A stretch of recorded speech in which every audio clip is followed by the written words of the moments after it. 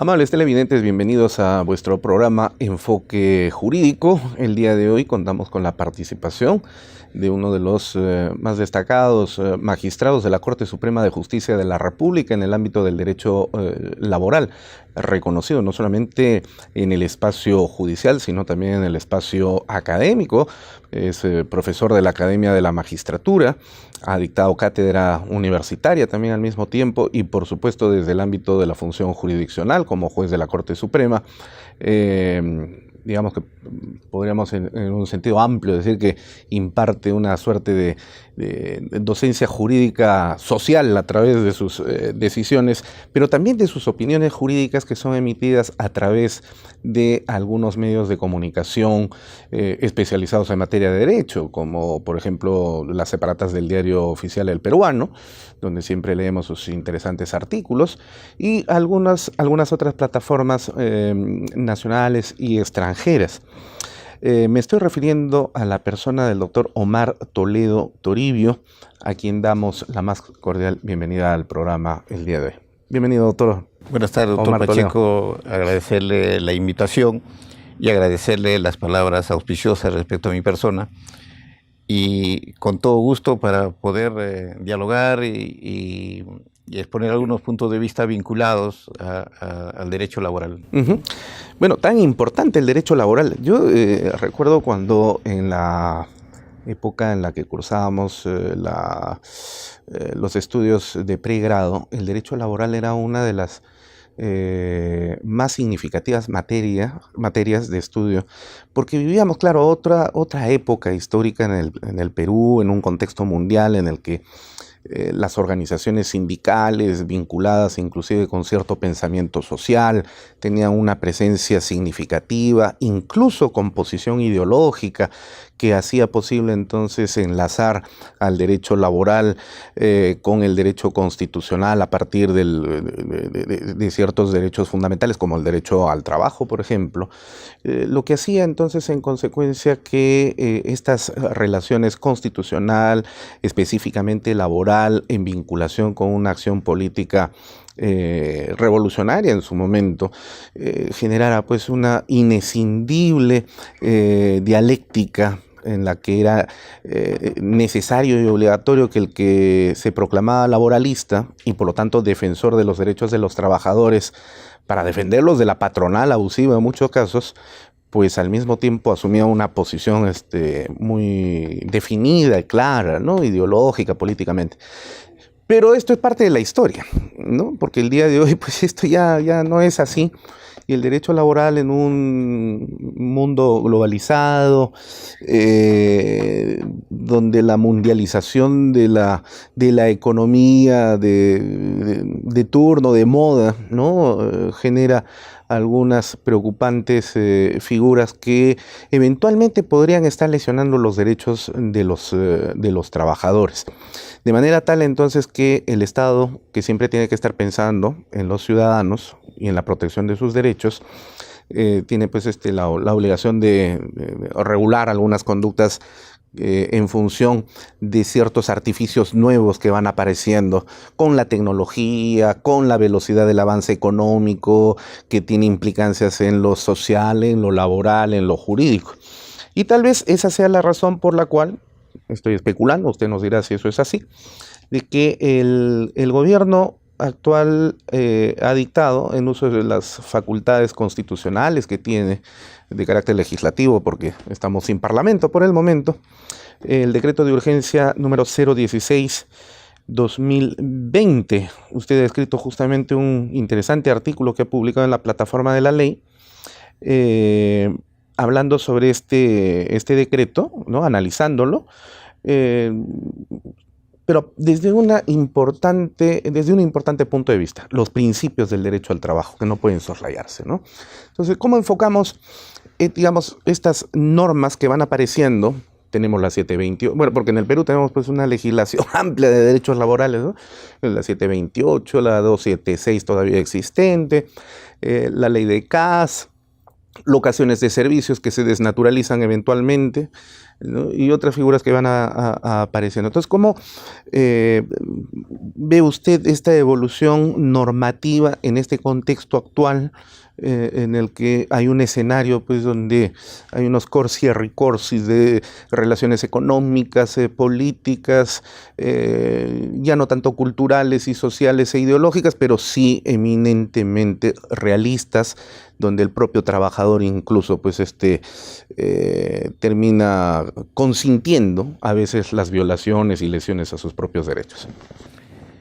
Bien, una de las características del derecho laboral es que precisamente el derecho laboral va de la mano con los avances tecnológicos, las nuevas formas de relacionamiento que existe a nivel mundial. Usted lo ha manifestado, la mundialización de la economía, la globalización. Y entonces el derecho laboral tiene esa característica de irse ayornando conforme a las nuevas situaciones que se producen en el ámbito económico y en el ámbito social, ¿no? Sin embargo, existen pautas fundamentales, pautas esenciales, que se mantienen incólumes, que precisamente son los principios del derecho del trabajo, que ha servido o que ha sido acuñado, si se quiere, por un esfuerzo de la doctrina laboral y luego recogido en la jurisprudencia laboral. Para citar un ejemplo, no hay que olvidar que el principio de primacía de la realidad ha sido establecido en la doctrina laboral y en nuestro país aplicado por primera vez en la jurisprudencia de los tribunales ordinarios, ¿no? Así es. El Poder Judicial. Y en una época político-social bien difícil para el país, lo recuerdo. Y luego ya fue recogido en la legislación, primero en el decreto legislativo 910 que regula la inspección de trabajo, y luego en otras legislaciones como la Ley General del Sistema Concursal a propósito de la calificación de los créditos laborales. Pero que hasta ahora no tenemos un reconocimiento constitucional de este principio, pero el Tribunal Constitucional en diversas resoluciones hasta la actualidad lo reconoce como un elemento implícito de nuestro ordenamiento constitucional. Entonces, y así tenemos principios como el principio de irrenunciabilidad de derechos. Fíjese, algunos cuestionan la vigencia del principio de irrenunciabilidad de derechos, que como todos los principios del derecho laboral, se basan precisamente en esta asimetría que existe entre el empleador y el trabajador. Y entonces el derecho laboral actúa como una suerte de equilibrador de esta desigualdad intrínseca de las partes de la relación laboral, es decir, otorga al trabajador una serie de ventajas, una serie de prerrogativas que actúan como una suerte de contrapeso al desequilibrio de las partes de la relación laboral. Pero eso no significa que los jueces laborales, haciendo un paréntesis, sean parciales, es decir, se inclinen necesariamente para el trabajador. Los jueces laborales siguen siendo imparciales. Lo que se resulta es que las normas laborales tienen un sesgo determinado precisamente con el objeto de superar el desequilibrio de las partes de la relación laboral. Entonces, por decir, se cuestiona la vigencia del principio de irrenunciabilidad de derechos, que se sustenta en que el sistema jurídico laboral no admite la abdicación por parte del trabajador de sus propios derechos laborales, ¿no? Y cualquier acto de renuncia se considera nulo. Sin embargo, con las situaciones que se observan en las nuevas formas de relación actual, se dice un CEO de alto nivel que tiene una remuneración, podemos decir, muy expectante, ¿no? Que incluso pues, es captado por estos cazadores de talentos, por estas empresas especializadas en ello, que incluso tiene la posibilidad de plantear una cláusula dorada de desvinculación, ¿no? Una suerte de golden parachute, ¿no? Una cláusula dorada, y que ahora se está utilizando bastante porque incluso, bueno, esta norma que usted ha mencionado está señalando que no corresponde la indemnización a los trabajadores de confianza, pero en fin, eso lo veremos en su momento. Entonces, se señala que si tenemos a un ejecutivo de alto nivel que tiene incluso la posibilidad de pactar cláusulas doradas, la pregunta que se hace es, ¿necesitará la protección del principio de irrenunciabilidad de derechos? Entonces, sin embargo, esta es una forma de tratar de, si se quiere, de negar la posibilidad de que el derecho laboral cada vez más está presente y se actualiza, ¿no? Y entonces nosotros decimos que los principios del derecho laboral se mantienen incólumes y son una garantía precisamente frente a las situaciones que se presentan, y nosotros hemos tenido tristes episodios hace poco. Hoy mismo se ha producido otro accidente de trabajo en el sur de Lima, en que ha perdido la vida un trabajador. Y en consecuencia, precisamente el principio protector, ¿no?, sostiene la necesidad de establecer una serie de normativas destinadas a proteger al trabajador. En ese sentido, los principios nucleares del derecho de trabajo se mantienen incólumes y es necesario rescatarlos precisamente ante situaciones que puedan afectar los derechos de los trabajadores. Sí, yo justamente en ese escenario quería preguntarle, digamos, construyendo primero una metáfora, ¿no? El derecho laboral, creo que usted podrá concordar conmigo si decimos de que ha llegado ya a un nivel de adultez bastante importante en relación con el derecho laboral que caracterizó al país en la década de los 60, 70, 80, ¿no? Cuando empezaba pues a cuajar. Hoy día ya es bastante adulto, inclusive ha tenido ya por lo menos un hijo, ¿no? El derecho previsional, por ejemplo, ¿no?, que se desliga, y se autonomiza. Pero así como el derecho laboral ha ido creciendo y ha llegado a alcanzar ya esta adultez, que no sé si compatibiliza con lo que caracteriza también a la adultez de la persona, con una suerte de madurez del alma,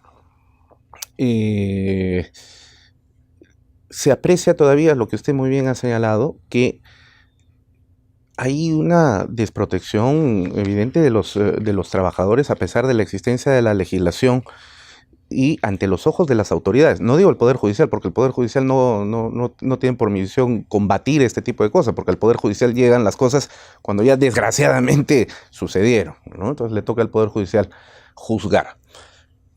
Hay otras autoridades que son las que tienen que ver, regular, inspeccionar, y ahí está la legislación, están todas muy, muy bonitas, envidiables desde el punto de vista de su calidad y fineza legislativa, avance en relación con el derecho comparado internacional, ¿no? Pero sin embargo, tenemos pues 2 chicos que mueren electrocutados en una cadena internacional de comida rápida. Acaba de hacer usted referencia a esta persona que ha fallecido ahora. Los trabajadores de construcción civil, bueno, para variar, son los más afectados siempre porque paran cayéndose de los andenes y cosas por el estilo. Y usted ha señalado muy bien hace un momento, y también lo ha dicho en este artículo que estamos comentando, que el decreto de urgencia al que hemos hecho referencia, el 016-2020, contiene normas que afectan los principios esenciales del derecho al trabajo. Entonces, ¿cómo se puede entender que en esta adultez del derecho laboral sucedan cosas de esta naturaleza, ¿no? O en todo caso, ¿cuáles son esos elementos normativos que afectan esos principios esenciales del derecho al trabajo de los que usted habla? Bien, en materia de despido, porque esta es una norma que trata de regular la reposición de los trabajadores del Estado comprendidos en el decreto legislativo 728 o los trabajadores contratados bajo el régimen CAS, o trabajadores contratados o bajo locación de servicios, pero que en realidad, por primacía de la realidad, realizan un trabajo bajo los cánones del derecho laboral. En materia de despido, ha existido una suerte de ocio legislativo durante mucho tiempo, porque el decreto legislativo 728, del año todavía 91, regulado el 97 recién. El 97 texto único ordenado, porque hubo una serie de modificaciones, ¿no? Establece 3 tipos de despido de carácter ilegal: el despido arbitrario, el despido nulo y el despido indirecto. Y solamente conforme al 728 procede la reposición en los casos de despido nulo, esto es esencialmente cuando se afectan derechos fundamentales, pero que nuestra legislación establece 5 únicas causales, ¿no? Es decir, número clausus de reposición, por despido nulo. Entonces, el despido del trabajador por su afiliación sindical, por su calidad de dirigente sindical, el despido por reacción, cuando el empleador despide al trabajador frente a un reclamo administrativo o judicial del trabajador, el despido por discriminación, por raza, sexo, religión y por cualquier otro motivo, y el despido de la mujer embarazada, que tiene pues un fuero especial, el fuero de maternidad, una protección especial. De manera que el despido arbitrario, es decir, cuando el empleador despide al trabajador sin causa alguna, o imputándole una causa, no la prueba, y el despido indirecto, que es aquel despido que se produce cuando el trabajador, frente a un acto de hostilidad, decide dar por terminada la relación laboral, solamente, de acuerdo al decreto legislativo, generan derecho a la indemnización. Pero ¿qué pasa? El 2001 se produce, digamos, un antes y un después en el derecho laboral, cuando el Tribunal Constitucional, en el caso Fetratel versus Telefónica, efectúa un análisis de la constitucionalidad del artículo 34 del decreto legislativo 728, que solamente otorga reposición y considera que solamente establece indemnización para el despido arbitrario, y considera que la indemnización no supera el estándar constitucional de protección frente a un despido arbitrario que establece el artículo 27 de la Constitución.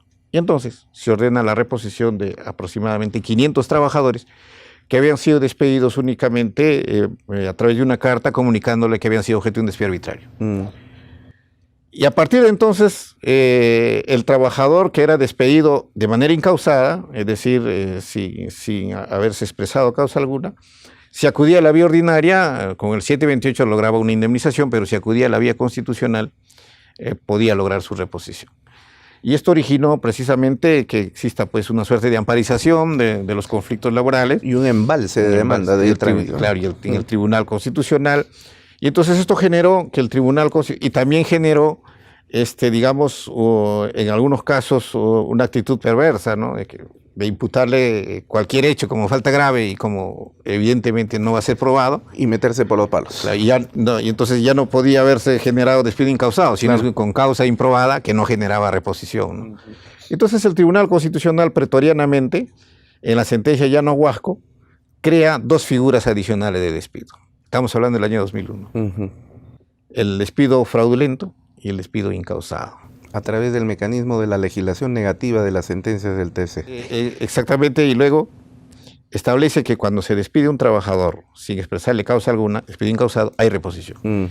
Y cuando se despide al trabajador imputándole una causa inexistente, alegando hechos falsos, inventando pruebas, etc., es decir, que revelen el ánimo malicioso del empleador de despedir al trabajador, estamos en un despido fraudulento.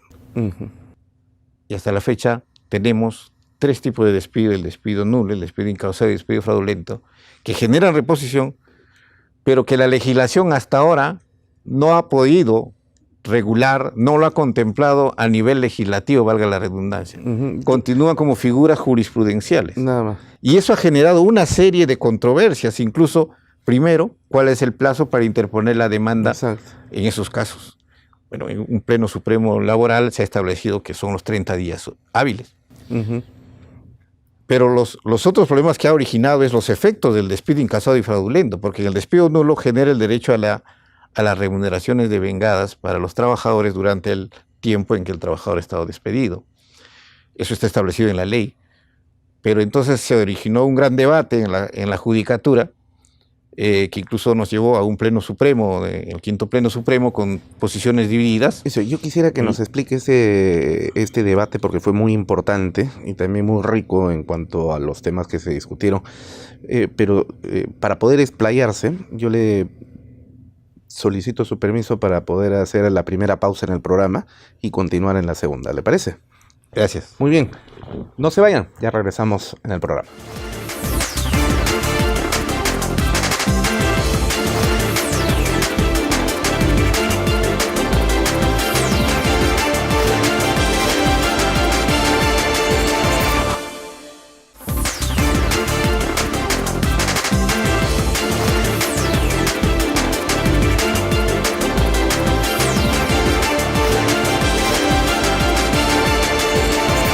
Bienvenidos nuevamente al programa. Seguimos conversando con el doctor Omar Toledo, juez de la Corte Suprema de Justicia de la República, y además especialista y profesor de la Academia de la Magistratura y docente universitario de posgrado en materia de derecho laboral. Entonces, le hice una interrupción para que se pueda usted explayar respecto de el contenido del debate de este quinto pleno que se llevó a cabo para tratar algunos temas de interés laboral. Como le decía, el ocio legislativo, precisamente desde el año 2001, en que se establecen estas figuras, claro, luego como precedente vinculante en Bailón Flores, se han producido una serie de situaciones que el Poder Judicial, precisamente a través de los plenos supremos, los plenos superiores, ha dado respuesta y establecer una línea jurisprudencial que ciertamente ha armonizado los criterios, aunque debemos decir, por su naturaleza, los plenos supremos o los plenos superiores no tienen carácter vinculante. Sí, pues. Entonces, la idea es ir a un pleno casatorio laboral que no se ha dado, que no se ha dado hasta el momento, y la ley procesal, la nueva ley procesal de trabajo sí tiene una previsión al respecto. Y entonces, se ha originado una serie de discusiones y debates y pronunciamientos distintos, precisamente porque la legislación o el ente con responsabilidades legislativas no ha tomado en serio poder establecer las normas, los parámetros correspondientes. Y en ese sentido, en el quinto pleno supremo se analizó los efectos del despido incausado y fraudulento y hubieron dos posiciones: la posición que sustentaba que le corresponden las remuneraciones devengadas, porque precisamente el despido incausado y fraudulento tiene los mismos efectos que un despido nulo, puesto que es precisamente a instancia del empleador y que el trabajador está desempleado no por propia voluntad, sino por decisión del empleador, y en consecuencia, y teniendo en cuenta las sentencias de la Corte Interamericana de Derechos Humanos, como el caso de los magistrados del Tribunal Constitucional del Perú, en que se les reconoció todas sus remuneraciones que dejaron de percibir. Pagos insolutos. Exacto. Entonces, bueno, y en consecuencia, no establecer la sanción de las remuneraciones devengadas sería como incentivar a las conductas del empleador de despedir al trabajador y no asumir posteriormente los efectos de ello, ¿no? Por otro lado, la otra posición mayoritaria que finalmente tuvo una decisión en el Pleno, como corresponde, es que corresponde únicamente una indemnización por daños y perjuicios, en que se le puede reconocer lucro cesante, daño emergente y daño moral. Eso, ¿no? Y bueno, y frente a pues bueno, dicho sea de paso, nosotros sosteníamos la primera posición, la de las remuneraciones devengadas, y nosotros consideramos que el reconocimiento de las remuneraciones devengadas permitía incluso al trabajador poder acumular ese tiempo como un tiempo de servicios, porque ¿qué pasa si al trabajador le falta un año para poder retirarse, un año y medio para poder jubilarse, y es despedido? Y entonces, no obstante su reposición, si solo o únicamente se le reconoce una indemnización, ese tiempo no puede acumular para eso, y no podría eventualmente obtener una pensión, ¿no?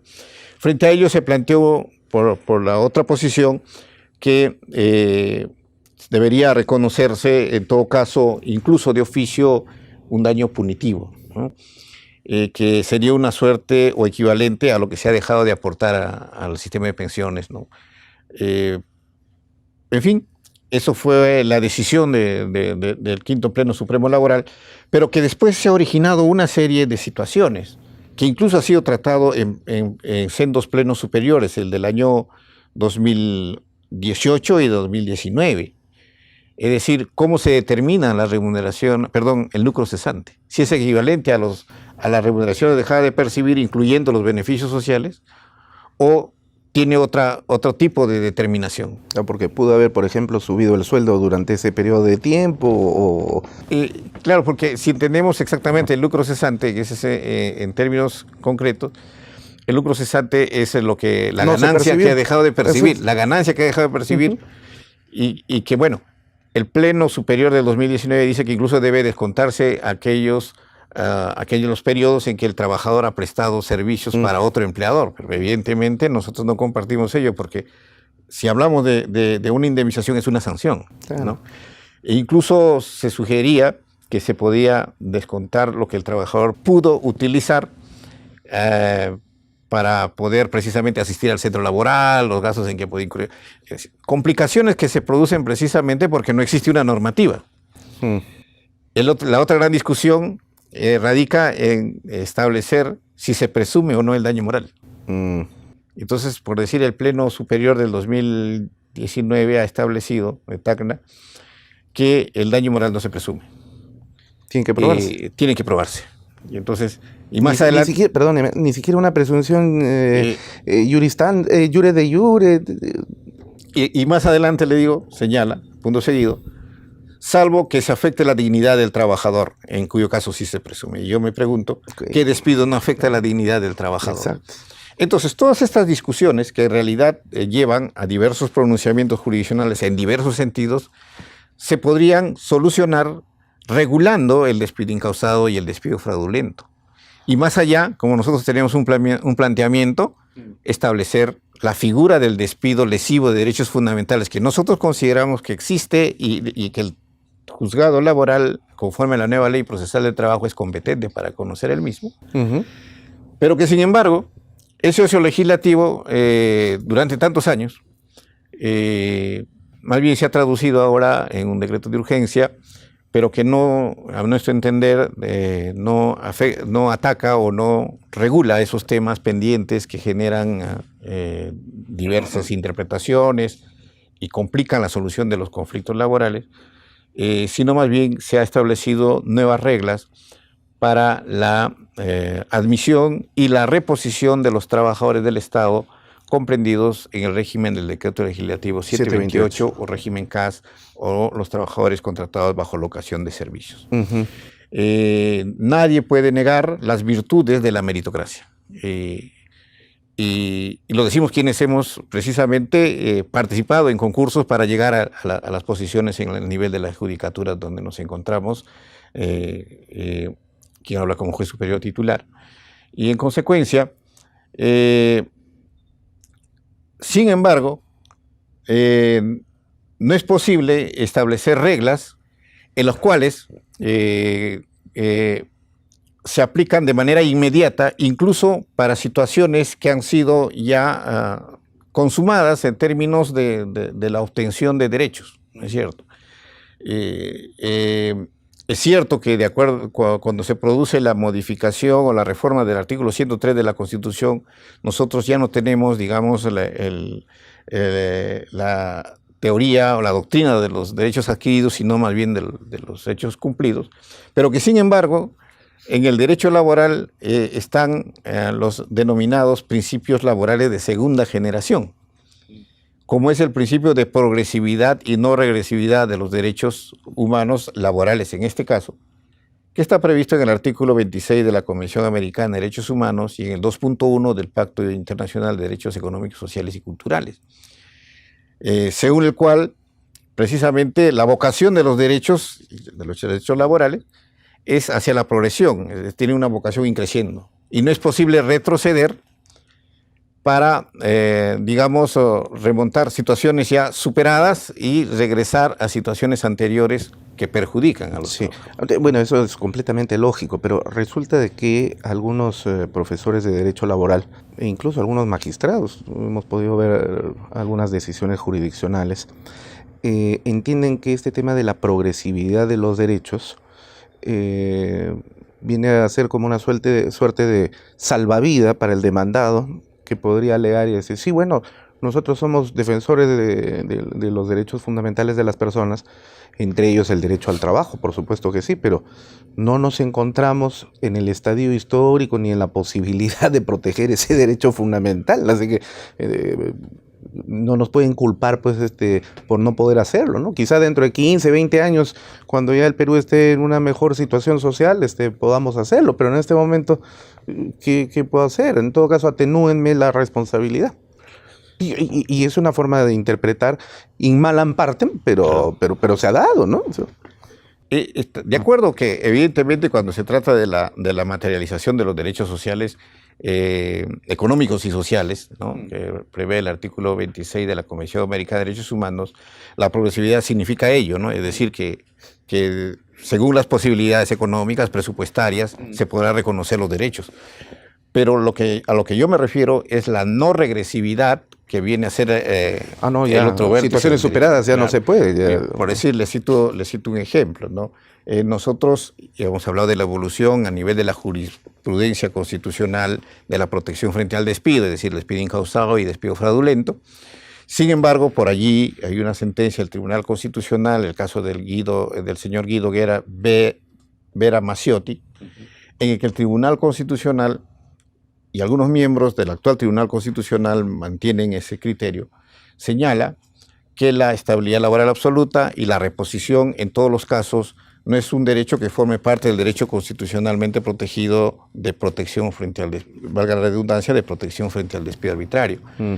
E incluso se invocan para sostener que frente a un despido los estados pueden optar por la reposición o la indemnización, se invoca convenio de la Organización Internacional del Trabajo, el Protocolo de San Salvador, que viene a ser un protocolo adicional a la Convención Americana de Derechos Humanos, que es cierto, que establece que frente a una situación de despido, las legislaciones podrán establecer ya sea una reposición o una indemnización. Pero nosotros hemos llegado a un estado tal en la que se protege al trabajador frente al despido con una reposición, en el despido nulo, el despido incausado y el despido fraudulento, que no es posible retroceder. Entonces, allí, en todo caso, se aplicaría el principio de la integralidad maximizada de los derechos humanos que establece el artículo 29 de la Convención Americana de Derechos Humanos, en el sentido de que ninguna disposición de los instrumentos internacionales pueden interpretarse en el sentido de menoscabar los derechos que ya se han logrado a nivel interno, ¿no? Digamos, hay una permanente, entonces, posibilidad de hacer un control de convencionalidad en las decisiones jurisdiccionales, en el derecho laboral, tal conforme usted lo está señalando. Sí, es más, hay una disposición, dos disposiciones en la nueva Ley Procesal del Trabajo, la cuarta norma del título preliminar y la 10ª disposición final de la nueva Ley Procesal del Trabajo, que expresamente dice que los jueces laborales interpretan los derechos laborales conforme a los convenios internacionales suscritos por el país, y algo muy importante, las opiniones de los órganos de control de la Organización Internacional del Trabajo, es decir, el Comité de Libertad Sindical y la Comisión de Expertos en Convenios y Recomendaciones, y los pronunciamientos de la justicia supranacional. En otras palabras, la nueva Ley Procesal del Trabajo no solamente establece que el juez laboral es un juez constitucional, sino es un juez de la convencionalidad. Claro. Y es precisamente la actitud que los jueces laborales, principales, digamos, o artífices en la protección de los derechos fundamentales, utilicen el control de convencionalidad en sus decisiones jurisdiccionales. Sí. Hay una parte en este artículo que usted ha elaborado y que ha sido publicado en la plataforma de la ley, donde nos habla de la doctrina de los actos propios. Dice, el Estado no podría contradecir sus propios actos, puesto que por un lado durante muchos años viene contratando personal bajo contratos civiles, contratos modales regulados por el Decreto Legislativo 728 y también contratos administrativos de servicios, sin convocar a concurso público para ocupar plazas de naturaleza permanente, situación que es de entera responsabilidad de las entidades de la administración pública que utilizan esta política de contratación, generando una situación desigual entre los mismos servidores del Estado al utilizar en forma fraudulenta contratos civiles y modales, cuando en el plano de la realidad, por la naturaleza de las labores que realizan, corresponde un contrato de trabajo a plazo indeterminado. Bien, como usted sabe, la doctrina de los actos propios hace mención a que uno no puede contradecir una conducta que ha venido observando, o una actitud que ha venido observando durante mucho tiempo, ¿no?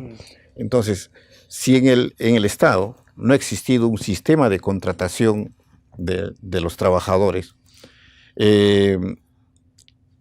esto es un sistema ordenado, meritocrático del ingreso a la función pública, y que el Estado ha contratado a los trabajadores de manera directa, pues evidentemente por necesidad de funcionamiento del aparato estatal. A estos trabajadores que han ingresado bajo ese sistema y que por imperio de los principios del derecho laboral, como el principio de primacía de la realidad, el principio de continuidad, el principio de la condición más beneficiosa, estamos ante una relación laboral a tiempo indeterminado, lo establece el artículo 4 del Decreto Legislativo 728. Evidentemente, después de un tiempo, no se puede señalar que estos trabajadores no han ingresado por concurso público y en consecuencia no tienen derechos. No tienen derechos laborales, sobre todo a la reposición. Incluso, no obstante, exista una sentencia de la autoridad jurisdiccional, ¿no? Y precisamente, ese es un tema que está vinculado con el principio de igualdad ante la ley, porque los trabajadores del sector privado no tienen mayor condicionamiento, es decir, el principio de presunción de laboralidad del artículo 4 del 728 actúa sin ningún condicionamiento cuando se trata de un trabajador de la actividad privada. En cambio, establecer condicionamientos de que existe una plaza presupuestada y vacante para aquellos trabajadores que han ingresado cuando no existía ese tipo de regulación, evidentemente constituye, entendemos, una afectación a los principios del derecho de trabajo. Fíjese, ya que ha mencionado el artículo, esta norma vendría a ser la positivización de lo que ya había establecido el precedente Huatuco del año 2015, establecido por el Tribunal Constitucional en junio, según el cual solo procedía a reposición cuando el trabajador había ingresado por concurso público y una plaza presupuestada vacante. Sí, exactamente lo que ahora señala a nivel normativo el decreto de urgencia. Pero que sin embargo, la Judicatura Nacional, en virtud de principios constitucionales y en virtud de, o sosteniéndose en los principios del derecho laboral, ha establecido a través de la figura del distinguish, ha distinguido situaciones que no son de aplicación de este precedente. Para comenzar, la situación de hecho que origina el precedente. Claro, exactamente. Entonces, por así se estableció a nivel de las Cortes Superiores, en primer lugar, que no sería de aplicación en el caso de los obreros municipales, que tienen un régimen especial. No sería de aplicación a los trabajadores de las empresas del Estado, porque evidentemente no forman parte de la carrera pública. A pesar de tener economía mixta. Así es. Entonces, eso lo establece la Constitución en el artículo 40, ¿no?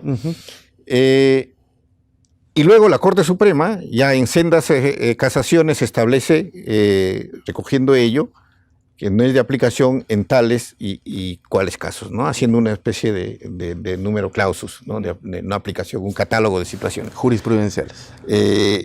Jurisprudencialmente establecido, mejor dicho. Claro, exacto.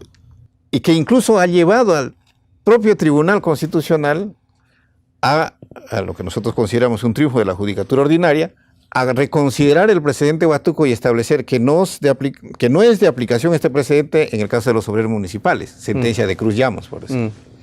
Luego, en Seda Ayacucho, que no es de aplicación a los trabajadores de las empresas del Estado. Y hace un año señaló que no es de aplicación, recordará usted el caso de un trabajador que fue repuesto por disposición del Tribunal Constitucional, incluso que no había ingresado por concurso público, pero que había sido despedido afectándose el derecho constitucional a la familia, ¿no? A la familia ensamblada. Ensamblada, exacto. Entonces, no obstante que el propio Tribunal Constitucional ha ordenado la jurisprudencia, es decir, el precedente Huatuco, con este decreto de urgencia que se dice que refleja los pronunciamientos del Tribunal Constitucional, a nuestro entender, incluso no lo está reflejando exactamente. No es tan cierto, ¿no? Bueno, vamos a hacer la última pausa del programa para poder terminar de comentar este interesante artículo suyo y pasar a otro tema. ¿Le parece? Gracias. Muy bien. No se vayan, ya regresamos.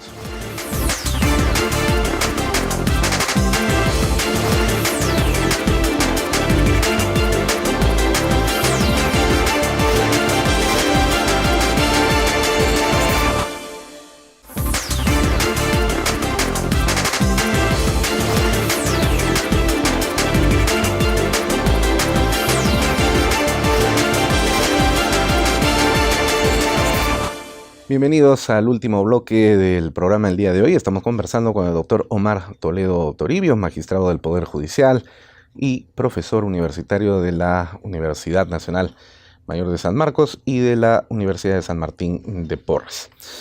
En la parte final del artículo hace referencia usted a la independencia de las decisiones judiciales y la garantía constitucional de la cosa juzgada. Estaba yo pensando en casos que se dan, que son francamente singulares para sacarle la vuelta irrespetuosamente a las decisiones del Poder Judicial. Por ejemplo, el trabajador que ha sido despedido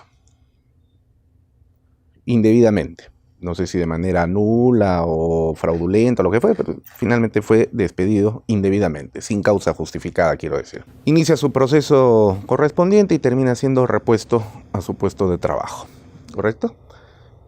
Se le permite el ingreso y a los 3 meses le inventan cualquier cosa y lo lanzan nuevamente a la calle. Por los mismos supuestos prácticamente, ¿no? Porque eso es lo que suele suceder a veces cuando ya la patronal ha tomado la decisión de decir, no va. Lo sacamos de la institución, por N razones, con o sin razón axiológica, pero ya no va. Ya, pero el Poder Judicial lo ha repuesto, ¿y ahora qué podemos hacer? No, se va simplemente. Entonces, en esos casos, desde el punto de vista del derecho constitucional, se utiliza una figura en el amparo, ¿no? Que es la que tiene que ver con la homologación de actos. Entonces, esta persona que se ve perjudicada con un nuevo despido sobre los mismos supuestos, que ya han sido además materia de evaluación a nivel jurisdiccional con una sentencia de cosa juzgada, y sin embargo el empleador se está burlando no solamente del empleado, a quien vuelve a lesionar nuevamente, sino además del Poder Judicial, que ya dio una disposición sobre el particular. Y entonces este trabajador pues tendría que volver a demandar nuevamente otra vez. ¿Y cuánto tiempo se va a pasar en esa situación? Entonces, para eso existe, por lo menos en el derecho procesal constitucional, esta figura, ¿no? De represión de actos homogéneos, perdón. Pero eso sucede pues, en casos muy específicos, ¿no? No es en todos los casos. Entonces, y también es cierto que cuando se da una sentencia al Poder Judicial que es retardada, que no se aplica, que no se ejecuta, pues esto no es Estado de Derecho, es cualquier cosa, pero... Y las sentencias del Poder Judicial uno saluda a la bandera, ¿no? Entonces, que incluso a veces son contradichas, porque utilizo yo al Estado y me busco una jurisdicción de un juez medio raro que me pueda dar una contraria a esta sentencia, o el Tribunal Constitucional entre en colisión con las decisiones de la Corte Suprema. Entonces, ¿cómo evaluamos esta situación en un Estado constitucional de derecho, de la independencia de nuestras decisiones judiciales y la garantía constitucional de la cosa juzgada? Claro, la independencia de la judicatura y la garantía de la cosa juzgada es uno de los temas que nosotros analizamos en el artículo que usted ha mencionado precisamente a propósito de esta norma que establece que incluso cuando exista una sentencia que ordena la reposición del trabajador, si no se dan las condiciones que establece el decreto de urgencia, esto es que el trabajador haya ingresado por concurso público a una plaza presupuestada de vacante, no procede la reposición, sino únicamente la indemnización. Y entonces allí nosotros nos encontramos ciertamente con una norma que es el artículo 4 de la Ley Orgánica del Poder Judicial, que dice que ninguna autoridad puede desacatar una orden judicial, menoscabar una sentencia judicial o interpretar una sentencia judicial. Y en ese sentido nos preocupamos por normas de esta naturaleza, ciertamente, que bueno, va a ser analizada por el Congreso porque es un decreto de urgencia que va a ser sometida al análisis del Congreso en lo que se refiere a la constitucionalidad. Y bueno... Vía control político. Político. Bueno, ya existe una sentencia, digamos, con calidad de cosa juzgada que ordena la reposición del trabajo. No es posible soslayar una sentencia de esta naturaleza y disponer la indemnización frente a la reposición. Nosotros consideramos que aquí hay una afectación precisamente a los principios que hemos mencionado, ¿no? En el Diario Oficial del Peruano, usted publicó un artículo que llevó por título "Proponen revisar legislación laboral sobre reposición". El juez supremo Omar Toledo sugiere regular tema a fin de proteger a trabajadores afectados. Y una parte aquí interesante es justamente lo que usted ya ha señalado. Claro, este artículo es del 12 de agosto del año 2019 y luego viene este decreto de urgencia. Y cuando dice en la judicatura, no existe un tratamiento uniforme respecto a los casos de despido que vulneran derechos fundamentales del trabajador y mediante demandas laborales ya se presentan en algunos distritos judiciales. Pero eso es por justamente lo que usted había señalado, que no hay un tratamiento uniforme porque ha habido un ocio legislativo, ¿correcto? Y entonces esto se ha tratado de salvar desde el ámbito del Poder Judicial a través de plenos que no tienen fuerza vinculante, sino, digamos, parámetros doctrinarios que podrían eventualmente ser utilizados o no, sin carácter de imposición. Entonces, podríamos a partir de ello decir que el derecho laboral y con él el derecho de los trabajadores fue arrojado a los brazos de la jurisprudencia, de un common law de etiqueta nacional, de cuño nacional, pero en un país en el que lo que prima es la ley, dura lex sed lex. El Poder Judicial casi ha estado supliendo un enorme hueco, ¿no?, de 18 años aproximadamente, para venir a tratar de proteger, aunque usted dijo, los jueces no tenemos por qué parcializarnos con esto, pero tampoco hay que dejarlos pues en el desamparo a los trabajadores, ¿no es cierto?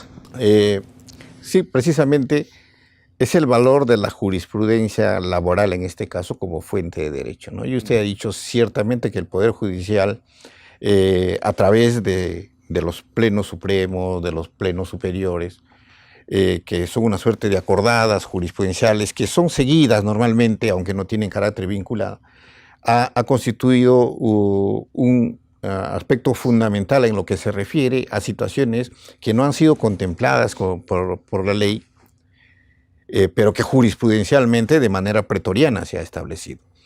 Y entre estos temas encontramos lo que usted ha mencionado, la figura del despido lesivo de derechos fundamentales. Le pongo un ejemplo. Si un trabajador, por decir, es suspendido durante 15 días por una falta grave, retorna de la suspensión y el empleador le señala: mire usted, creo que me he equivocado en la sanción que le he impuesto y en lugar de suspenderlo tenía que haberlo despedido por la gravedad. Entonces lo despido. Entonces, todos sabemos que no es posible sancionar a una persona 2 veces por el mismo hecho. Pero eso no está como una norma laboral. Si nosotros en el ámbito del decreto legislativo 728 analizamos las normas laborales, no existe ninguna norma que establezca que está prohibido sancionar a un trabajador 2 veces por el mismo hecho. No hay un ne bis in idem laboral, diría. Exacto. Normativamente hablando. Normativamente. Entonces, allí tenemos que aplicar lo que se denomina en la doctrina laboral actual los derechos laborales de titularidad inespecífica. Es decir, el trabajador tiene derechos específicos, ¿no? Si uno abre la Constitución, encuentra el derecho a la remuneración, el derecho de huelga, el derecho a las utilidades, a las vacaciones, etcétera, que son derechos específicos.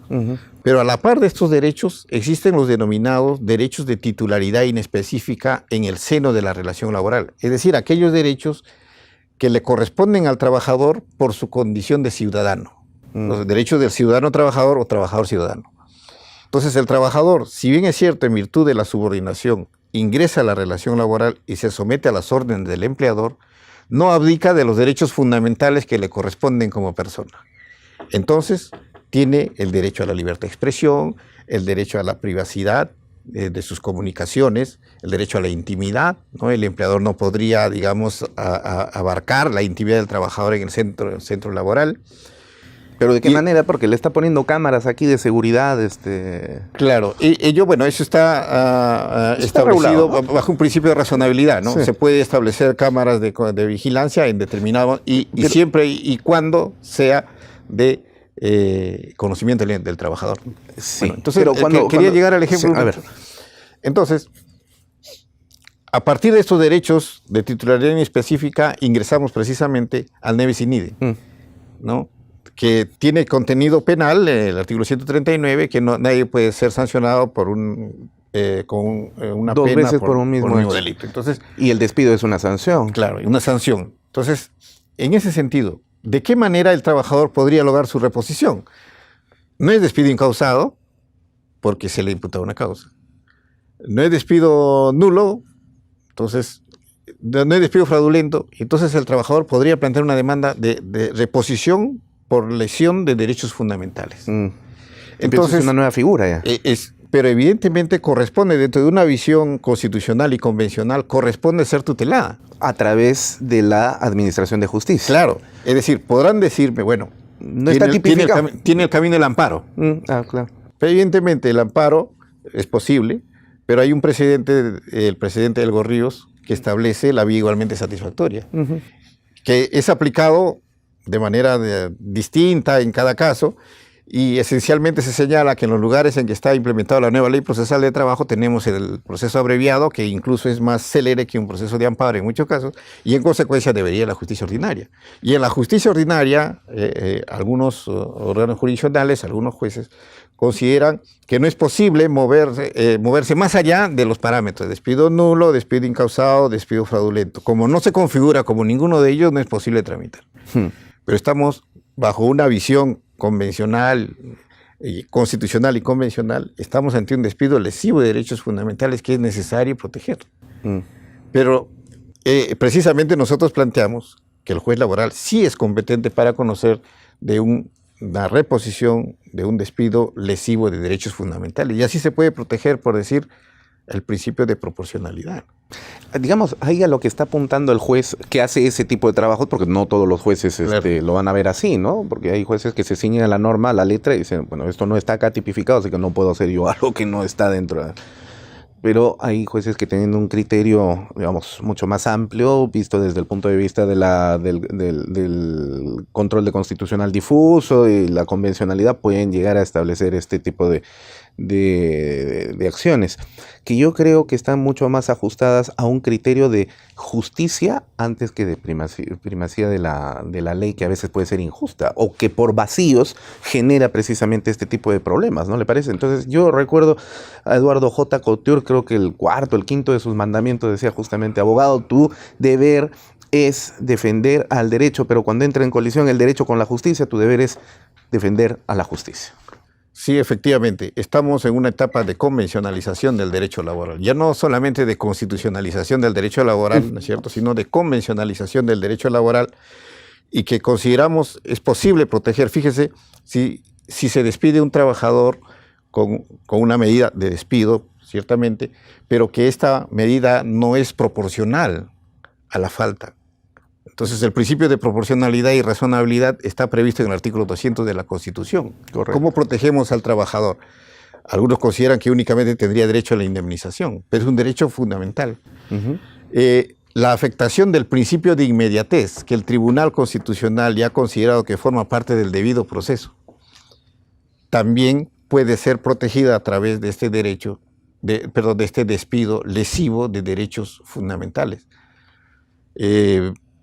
Pero que en realidad, eso también tiene que ver con el ocio legislativo. Nosotros consideramos que dada la situación actual, dada la evolución de la jurisprudencia actual, más bien debería irse a abrir el artículo 29 del decreto legislativo 728, que establece 5 únicas causales de despido, ¿no?, y establecer que es despido nulo todo aquel despido lesivo de derechos fundamentales.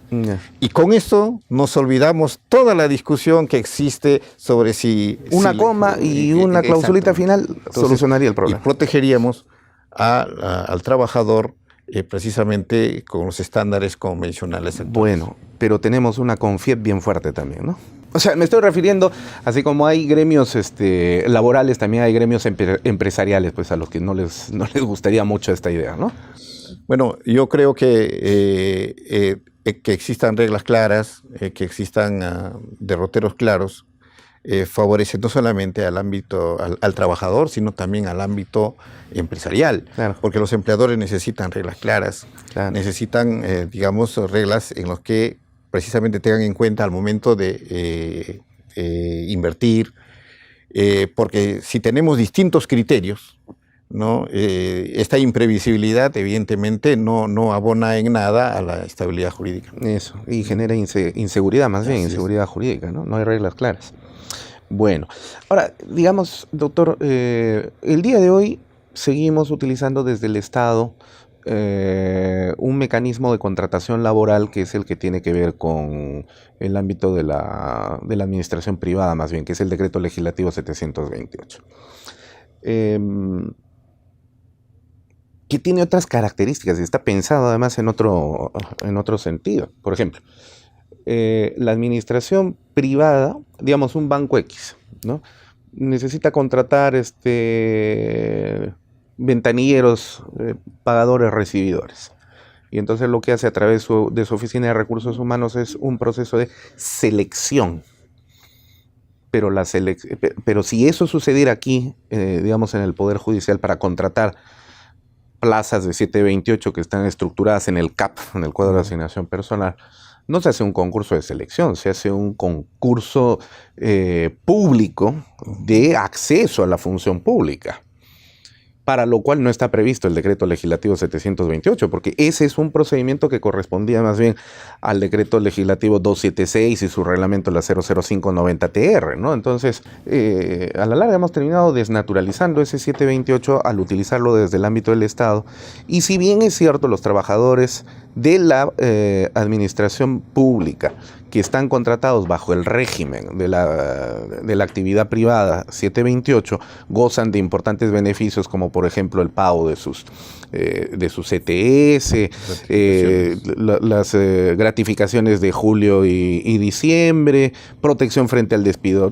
Pero sin embargo, reitero, ese es un mecanismo de protección de los derechos de los trabajadores pensado en una realidad totalmente diferente pues a la de la función pública, ¿no? Entonces, ¿por qué lo seguimos utilizando? Y cuando hablamos de contratación laboral, inclusive metemos los trabajadores que son contratados vía locación de servicios. Un momentito, los que son contratados por locación de servicios no son trabajadores, son locadores.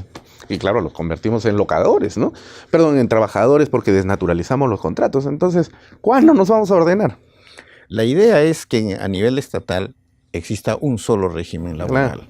Para eso estaba Servir, ¿no? Y claro, ese es el planteamiento del Servir. Pero fíjense, se promulga la ley Servir y sus disposiciones finales se excluye a determinadas instituciones de la ley Servir. Entre ellos los trabajadores del Poder Judicial. No, en ese momento no. A los trabajadores del Congreso. Del Congreso, sí. O sea, yo me preguntaba y bueno, reflexiono con mis alumnos. ¿Es tan buena la ley de Servir dada por el Congreso que los excluye a sus propios trabajadores? ¿No? Entonces, es una pregunta filosófica. Entonces, eso, luego, si bien es cierto, el Tribunal Constitucional en una sentencia se ha pronunciado en que es inconstitucional esta exclusión, después de la sentencia del Tribunal Constitucional se dieron nuevas leyes por parte del Congreso, excluyendo nuevamente a los trabajadores del Congreso, de la SBS, y bueno, y luego se han creado regímenes especiales, ¿no es cierto?